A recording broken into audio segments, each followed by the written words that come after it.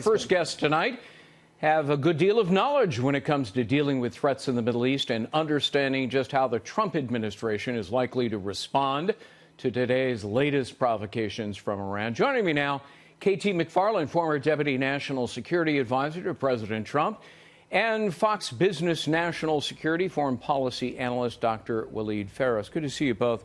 Thank you. KT, these two tankers seized by Iran are British-operated.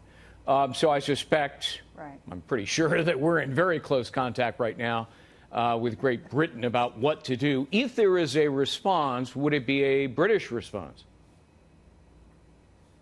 You know, here, I think it's worth taking a step back and saying what's really going on here. You know, Greg, the Persians or the Iranians, they invented the game of chess. They're awfully good at it.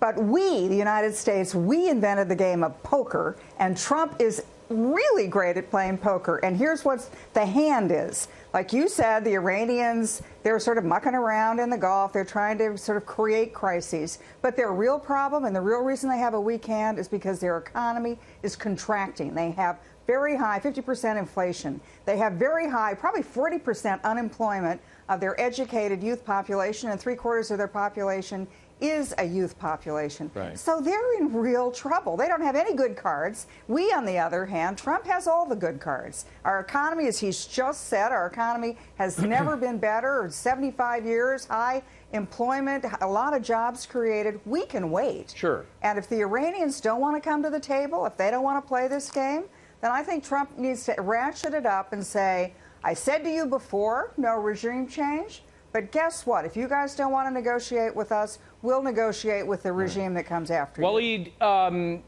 I think KT is right that the crippling sanctions imposed by President Trump are having a very dire effect, not just on their economy, but I think in turn on their leadership. They're really back on their heels right now. And, you know, General Jack Keane had an interesting comment. He said, what the president is doing is really working pretty darn well. So we ought not to, at this stage, engage in provocation. We ought to let it settle and wait a little while. What do you think? Well, that would be our strategy, but let's look at the Iranian strategy. They know, for example, that we are putting immense pressure on them. They know that it's boiling underneath. There are many Iranians unhappy with this, and at one point, as it was in 2009, there will be an explosion. So what is it they are doing right now? They know they cannot do and engage in a full-fledged scale war with us. That's for sure. So what they're trying to do is trigger us to respond in a limited fashion so they could go to the international community and say, look, we are aggressed. Let's get to a ceasefire. Let's go to some sort of agreement and stop us from continuing those pressures. That's their plan. So, KT, it's sort of as Waleed lays it out, the Iranians are setting a provocation trap right now. And at the same time, they're trying to push the envelope, see how far we can go before we elicit a response from the U.S. or Great Britain.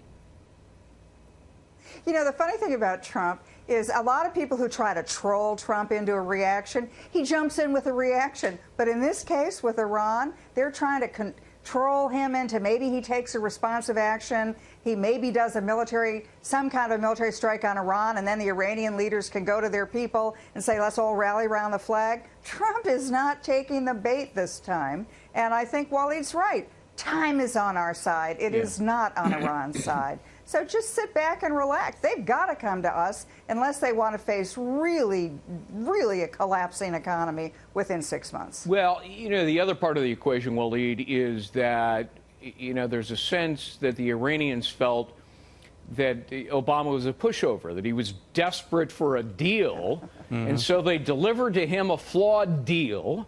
You know, I mean, the sunset provision was ludicrous, but Trump's no Obama. You know, and as KT pointed out, he plays his cards quite differently. He's tougher than Obama. So they got a whole new adversary to deal with, don't they? Absolutely. Now, the issue is about time, because what the Trump administration is doing, and doing it very right, very cautiously, you know, it's against 8 years of the Obama administration, at least against 3 to 4 years since the deal was signed, so it's not an easy thing. What we need is more time to apply the strategy. What they're trying to do is outlast us. And guess what? At the end of the day, the Iranian regime has no other response than wait for November of 2020. Imagine they're part of our politics now. If this administration is renewed, then they have a super big problem. If not, there's their hope. You know, KT, the president did order and then back off a tactical missile strike. Yeah. But, you know, we've done that in the past, and they do have an effect, Sure. you know, on the adversary. Sure. It forces them to back off and reconsider. So fundamentally, there's nothing wrong with that, is there? No, not at all. And look, I mean, the Iranians are a proud people, and they've been humiliated by the United States, by Trump. And so, you know, it's hard to have a humiliated nation go to a negotiating table. Right. But they've got their macho back now. They've had a couple of drone strikes. They've done a few things. They're trash-talking the United States. They're in a position now where they can come back to the negotiating table without a lot of humiliation. But I will make one prediction. As Waleed said, they may think they can wait out Trump, and they may think that Trump won't be reelected, but even his opponents are now saying, well, he could be reelected. So my prediction is before the election, the Iranians do want a deal. They don't want to deal with a second-term Trump. You agree with that, Waleed?